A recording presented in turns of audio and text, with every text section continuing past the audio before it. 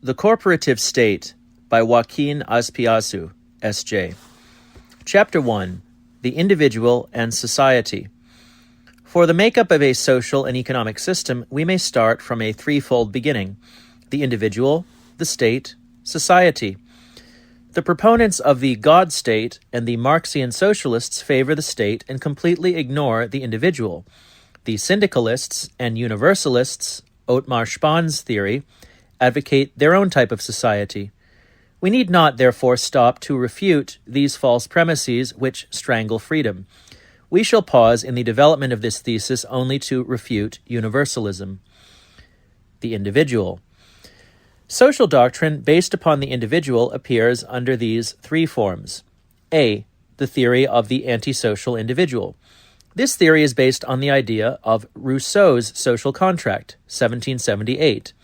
According to Rousseau, man, naturally antisocial, by virtue of a pact, enters society.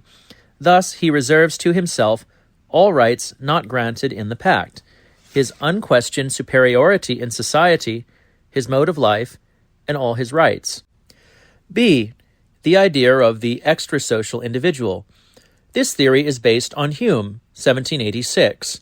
By his very nature, says this theory, man is neither social nor antisocial.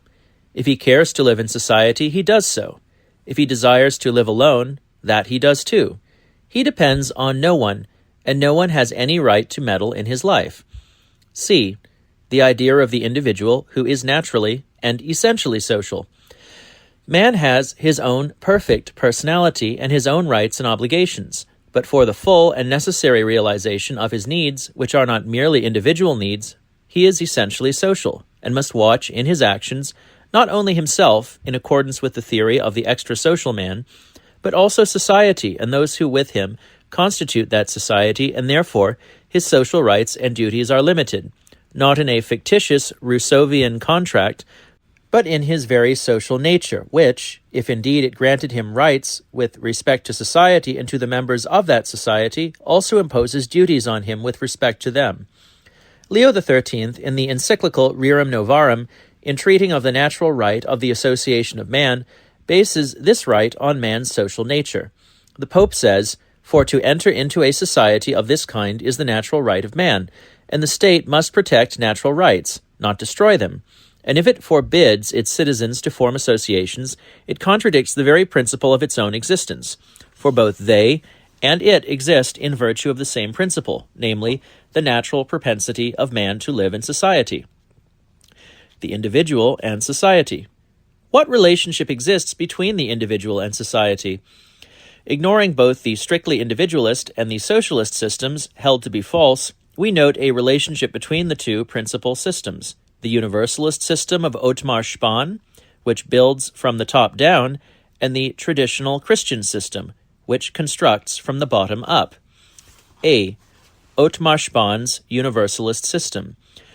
Professor Otmar Spahn of Vienna believes that in society, as the collective unit of a whole, the parts may be considered in two ways only: 1. As independent mechanisms, individualism; 2. As relatively independent organisms, which get their life from the all, universalism. Between these two hypotheses proposed by Spahn, there is a third, which is obviously the true one: that in their own sphere, the lesser organisms are independent of a supreme society so that they do not have to draw their entity from the state. What Leo XIII, in his encyclical Rerum Novarum, says on this subject confirms this idea, and is most revealing. Spahn asks himself the following questions, which are basic in his theory. 1. What is the primary element in society, the whole or the parts?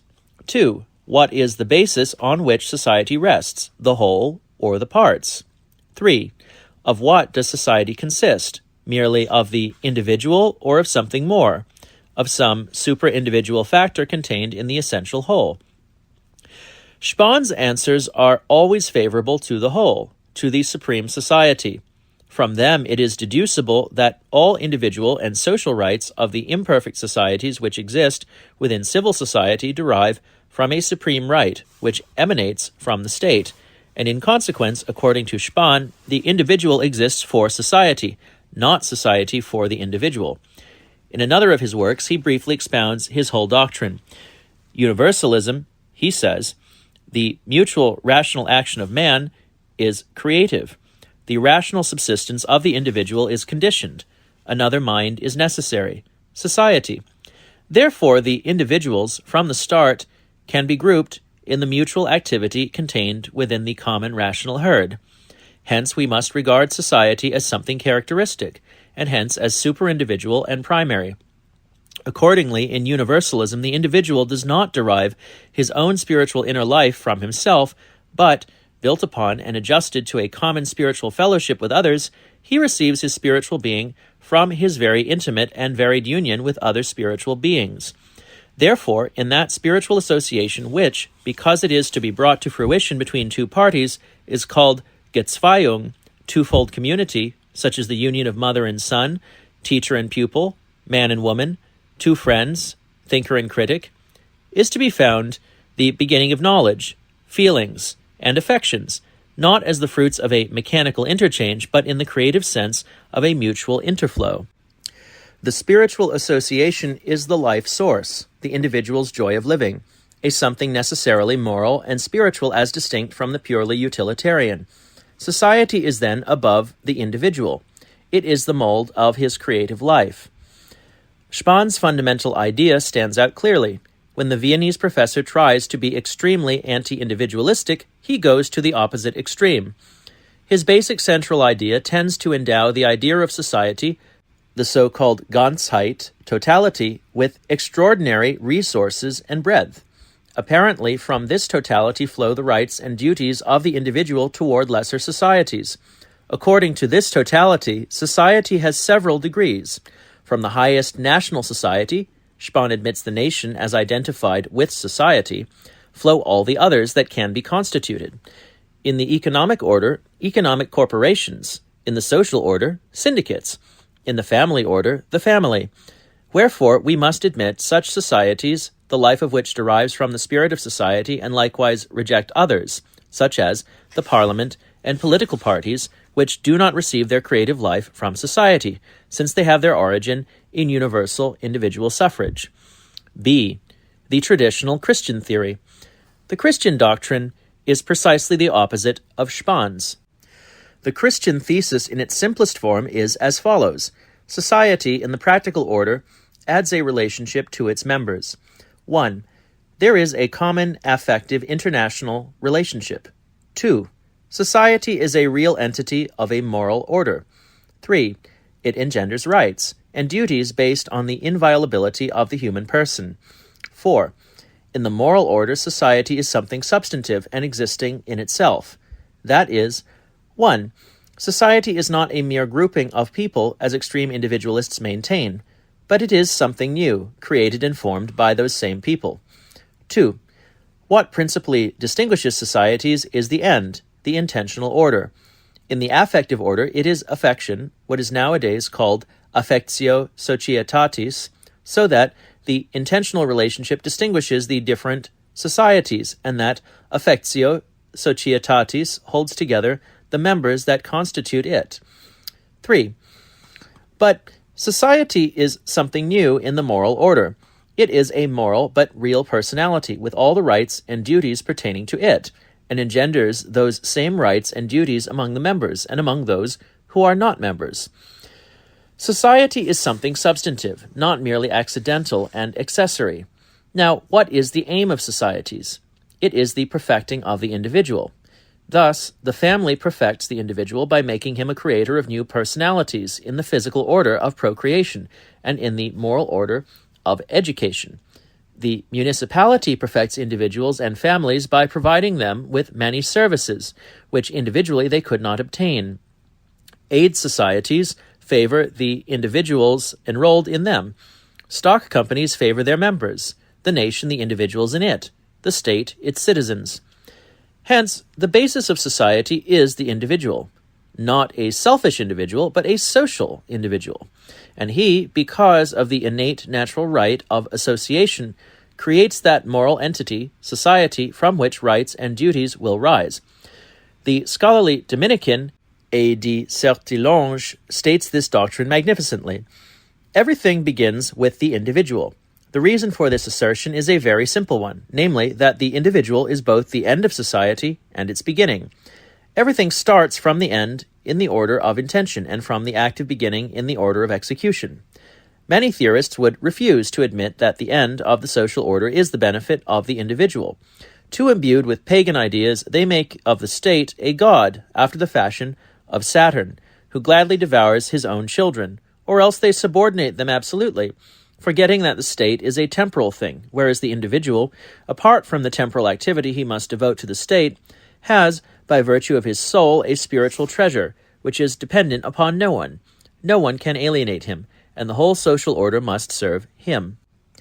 From this arise multiple consequences. The state will no longer be allowed to ignore the natural right of individuals in matters of conscience, of education, of individual property, of inheritance, of family authority, of learning, because all those things, based upon nature, touch upon the divine order, and is all gained as our destinies are fulfilled, destinies which precede the constitution of the state itself, since the state is their effect and not their cause. For the rest, since we grant that the individual is subordinate to the state with regard to his temporal activities, it will be necessary also to derive the inevitable consequences. Leo XIII does not fail us on this point. Neither, however, does he deify the individual as a substitute for the deification of the state. Only God is God, and only in him is there to be found the principle of order that rules, on the one hand, society, and on the other, consciences. Individualism is as pernicious as statism, and it frequently happens that these two errors add their own malignity to our confused society. The individual and the social finality of human acts. The theory of the double individual and social finality that human actions have or should have derives logically from the very social nature of man.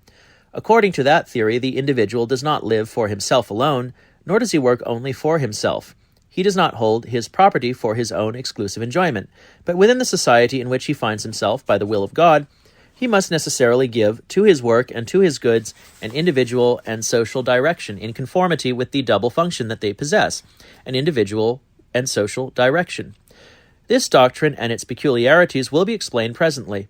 It will be sufficient to indicate here the existence of the theory of the double purpose, and of the influence that all human actions have, for good or for ill, upon the same social life, in accordance with that theory. In order not to protract the subject, we quote some fundamental ideas from the encyclical of Pius XI. First, let it be made clear beyond all doubt that neither Leo XIII nor those theologians who have taught under the guidance and direction of the Church have ever denied or called in question the twofold aspect of ownership, which is individual or social accordingly as it regards individuals or concerns the common good. Their unanimous contention has always been that the right to own private property has been given to man by nature, or rather by the Creator himself. Not only that individuals may be able to provide for their own needs and those of their families, but also that by means of it, the good which the Creator has destined for the human race may truly serve this purpose. Now these ends cannot be secured unless some definite and stable order is maintained. Quadragesimo anno.